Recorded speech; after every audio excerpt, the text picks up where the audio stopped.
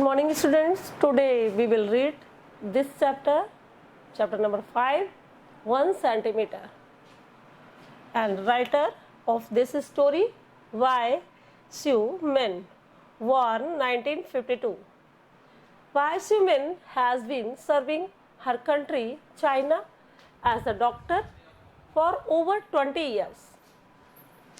Then she also has a master's degree in literature from the Beijing Teachers College. So, here is the introduction of Y. Xiu Min.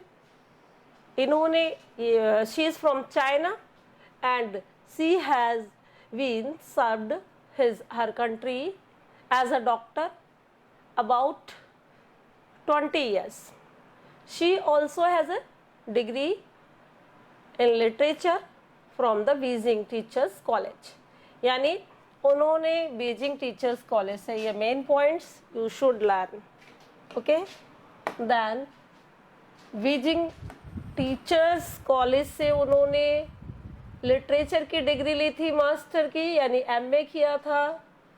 And China में उसने as a doctor about 20 years तक work किया था.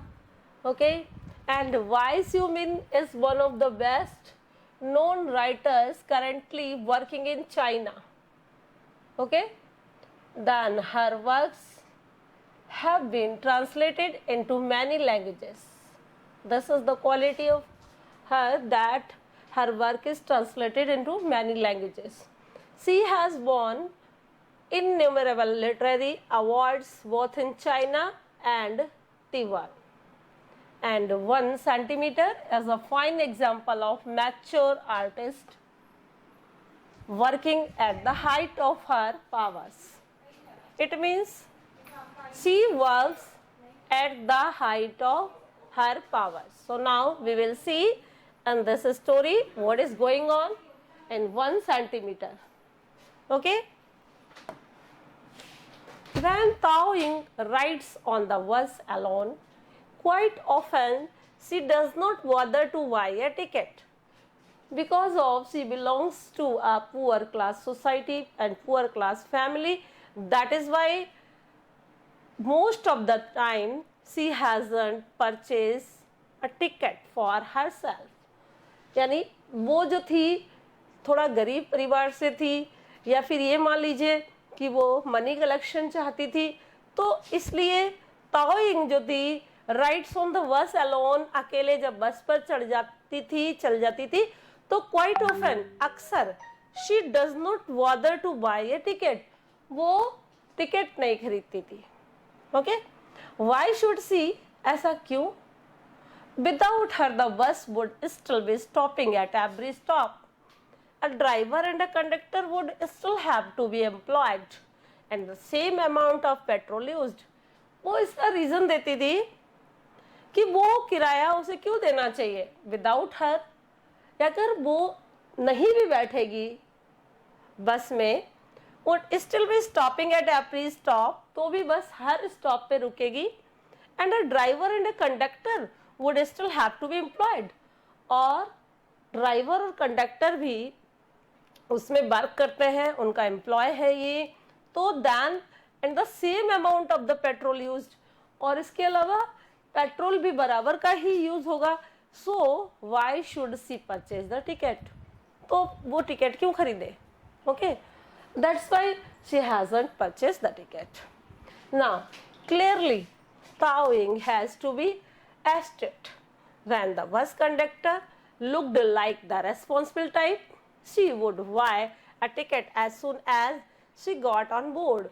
But if he appeared to be casual and careless, she would not dream of paying, considering it a small punishment for him and a little saving for herself.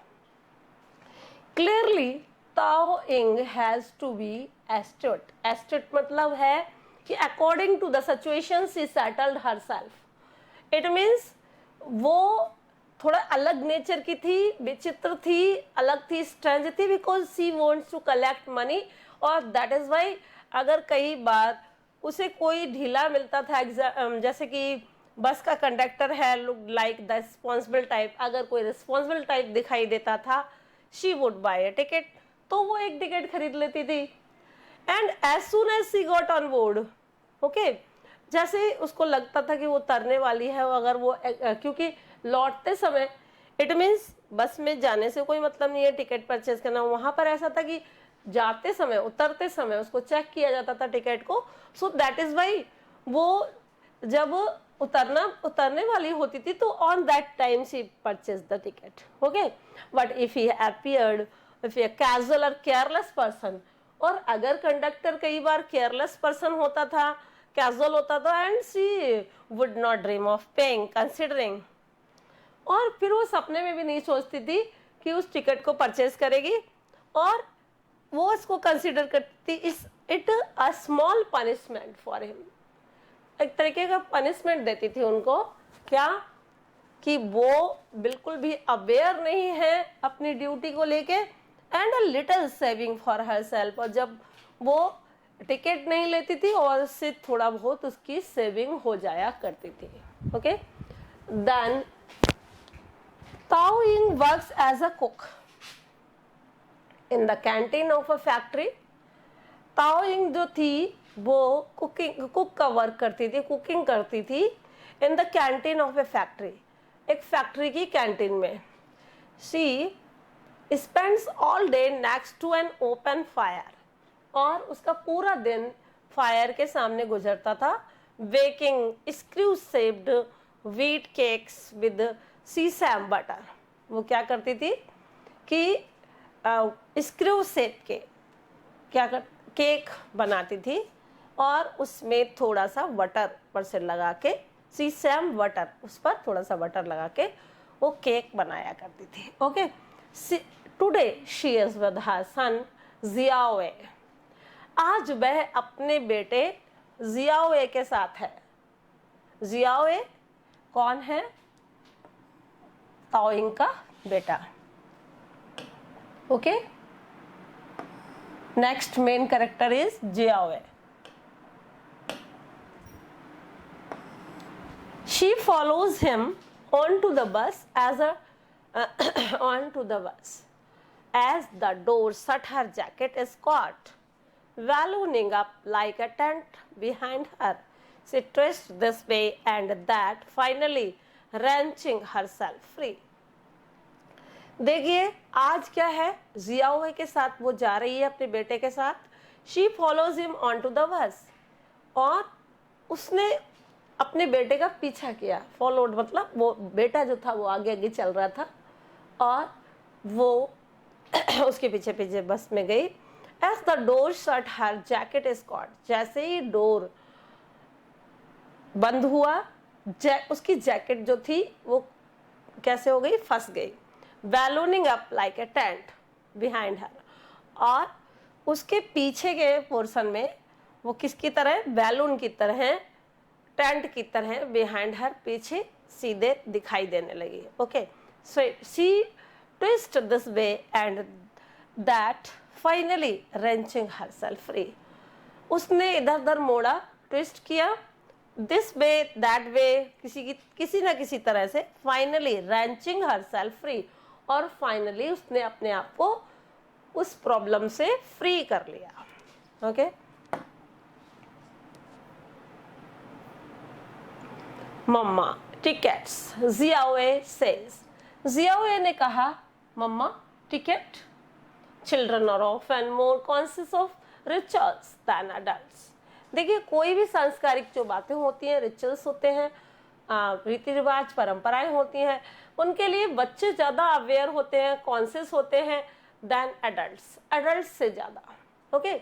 Without a ticket in his hand the ride doesn't count as a proper ride. जब तक उनके हाथ में एक ticket ना हो तब तक वो उस राइड को प्रॉपर राइड कंसीडर नहीं करते हैं, नहीं मानते हैं, बिकॉज ऑफ वो फिर वही बोला जा रहा है कि they are more conscious in the comparison of adults. On the peeling paint off the door somebody has painted the shape of a pale finger.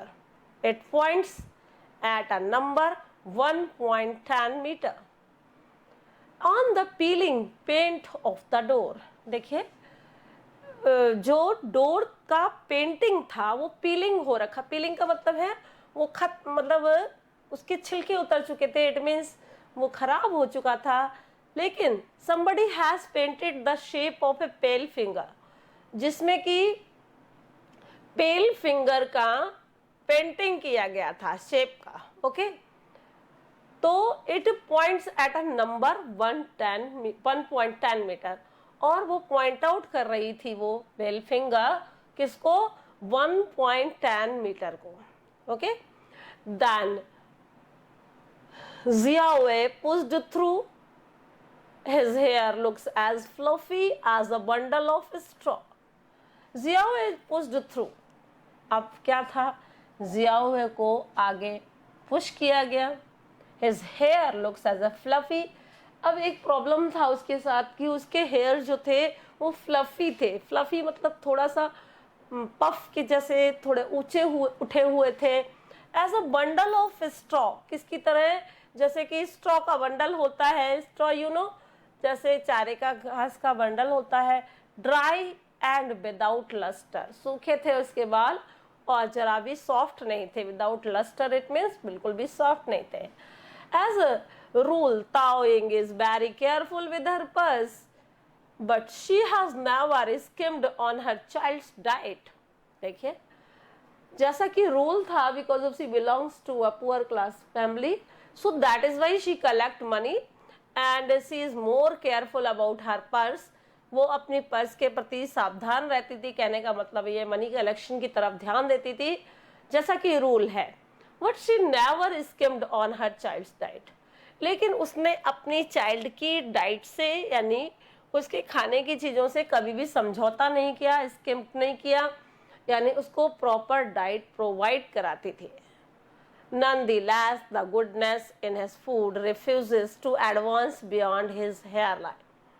As a result, Xiaowei is healthy and clever, but his hair is a mess. Nonetheless, the goodness in his food refuses.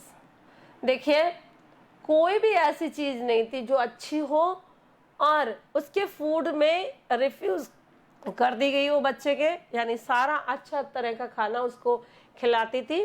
To advance beyond his hairline, यानी पहले से ही beyond his hairline कह रहे हैं यहाँ पर कि, लेकिन उसके जो हेयर थे वो मतलब दूर दूर तक उसके अकॉर्डिंग नहीं थे जैसे उसकी हेल्थ थी।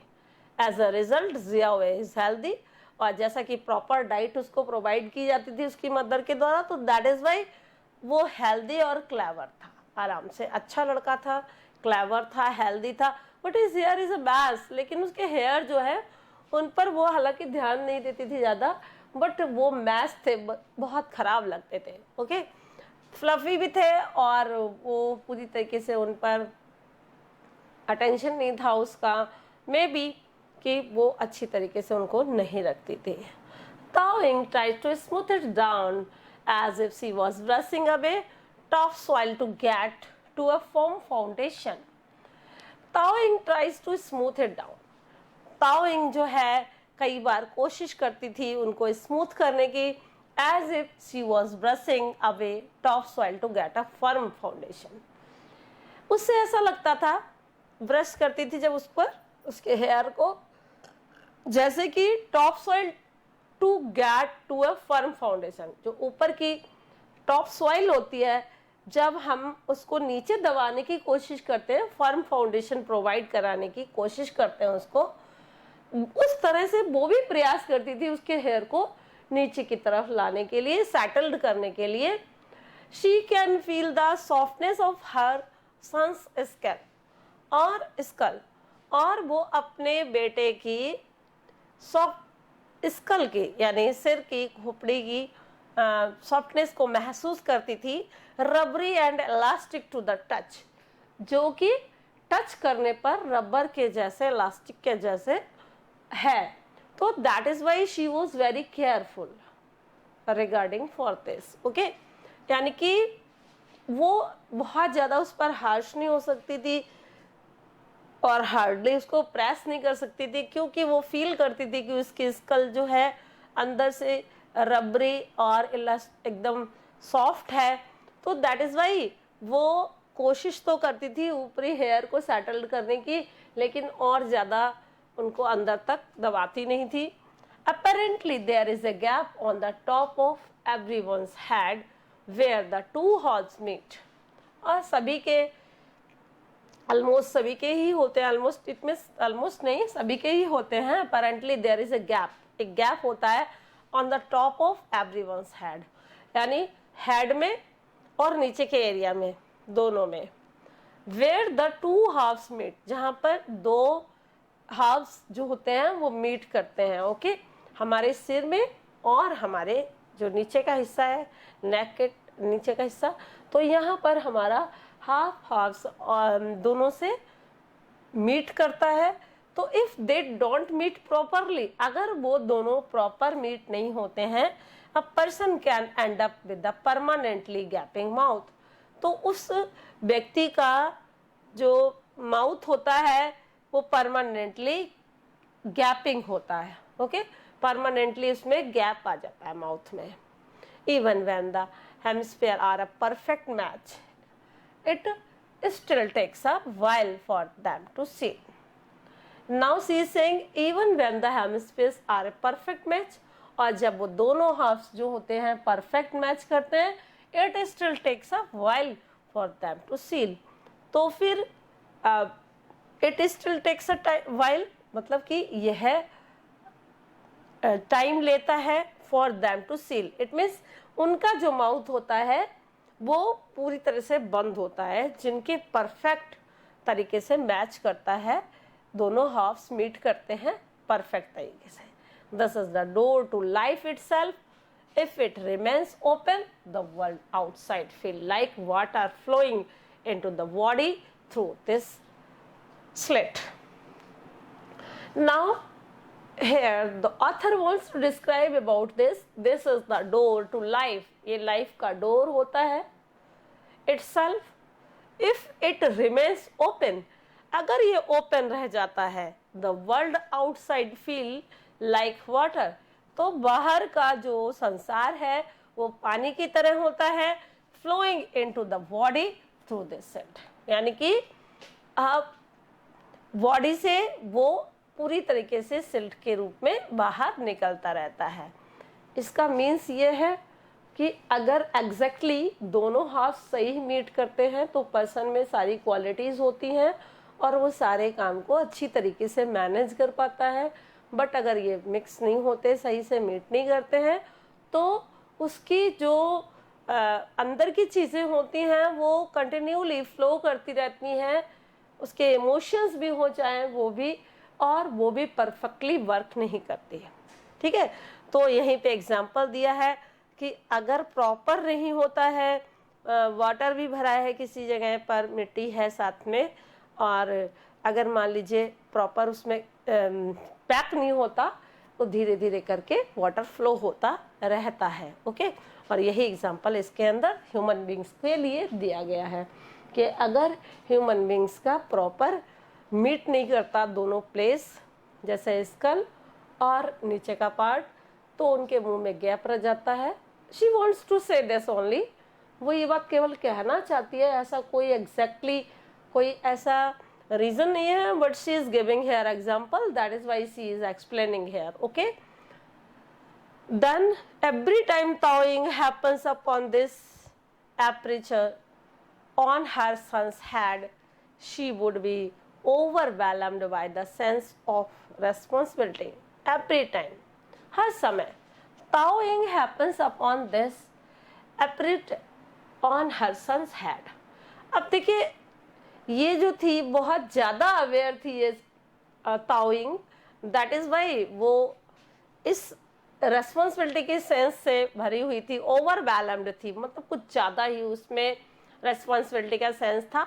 That is why she was much aware regarding for her his hair also, उसके बालों के लिए भी बहुत ज़्यादा अवेयर थी। किस वजह से? क्योंकि वो अपनी रेस्पॉन्सिबिलिटी, अपनी ड्यूटीज़ को अच्छी तरह से जानती थी। It was she who had brought this delicate creature into the world after all. क्योंकि वो जानती थी कि इस डेलिकेट क्रिएचर को, इस सॉफ्ट बंदे को, इस सॉफ्ट बच्चे को इस संसार में लाने का रीजन वो खुद है. ओके, तो that's why mother is more responsible for it. Mother को अपनी ड्यूटीज को बहुत अच्छी तरह से ध्यान रखना चाहिए उसके अकॉर्डिंग, क्योंकि ताओइंग ये महसूस करती थी कि वो इस दुनिया में सिर्फ उसी की वजह से आया है. That is why she should be very aware. Okay, although she senses her own insignificance in the world, that her existence makes no difference to anyone else.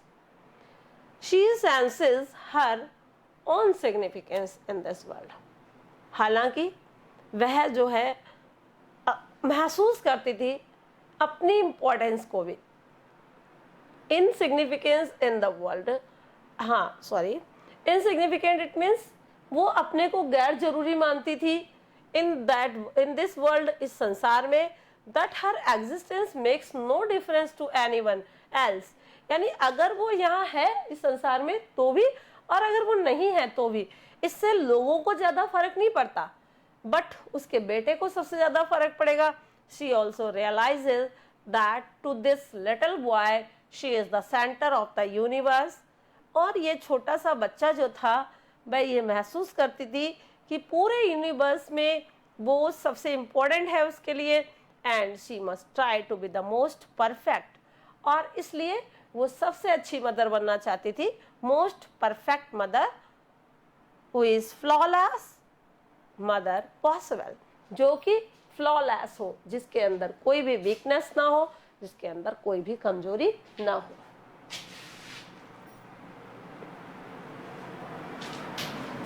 Between Xiao's round head and the tip of the painted desert, setting out the height requirement for a ticket, rest the beautiful slender fingers of Taoying.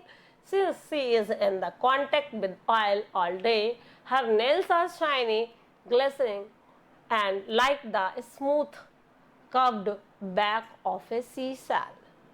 Now, between Xiao's round head and the tip of the painted desert, setting out the height requirement.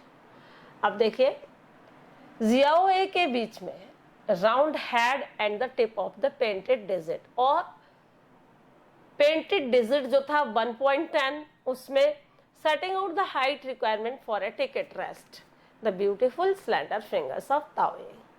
यानी कि वो जब खड़ा हुआ उसका बेटा, तो अपनी ब्यूटीफुल फिंगर्स से उसने उसको क्या किया, उसका नाप लिया. जैसे वो सामने खड़ा हो गया और देखा कि वो किस तरीके, कितना नाप का है, तो उसने उसकी ब्यूटीफुल फिंगर्स दिखाई दे रही थी उस समय. Since she is in contact with the oil all day.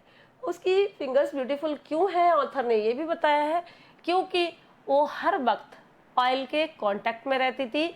उसके नेल्स शाइनी थे, चमकते हुए, glistening like the smooth curved back of seashell, इसकी तरह जैसे कि smooth curved back of seashell, यानी सी सेल की जैसे स्मूथ बैक होती है. सी सेल यू नो, जो सी के किनारे जो एरिया होते हैं उनमें जो सेल मिलते हैं, शैल वो होते हैं बिल्कुल चिकने, उसी तरीके के उसके उसकी उंगलियां थी, बहुत स्मूथ और सुंदर. Xiaoe, you are not quite tall enough, still 1 centimetre away. उसने कहा जियाओए तुम इतने बड़े नहीं हो, तुम्हें टिकट नहीं खरीदनी है, 1 सेंटीमीटर अभी भी तुम बाकी हो, तब जाके तुम्हें टिकट खरीदने के लायक हो गए. शी टेल्स हिम सॉफ्टली, ये बात उसने बहुत सॉफ्टली उसे बताई. Taoying does not come from a privileged background. Taoying जो थी वो बहुत अच्छी बैकग्राउंड से नहीं थी, and has not read very many books, और न ही उसने बहुत सारी किताबें पढ़ी थी. But she likes to be gentle and gracious to set an example for her sun.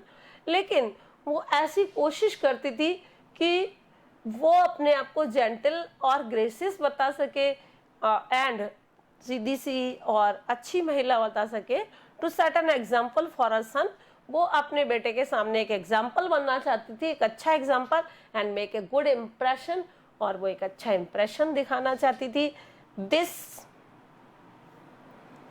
Elevates her sense of self worth and makes her feel like an aristocrat.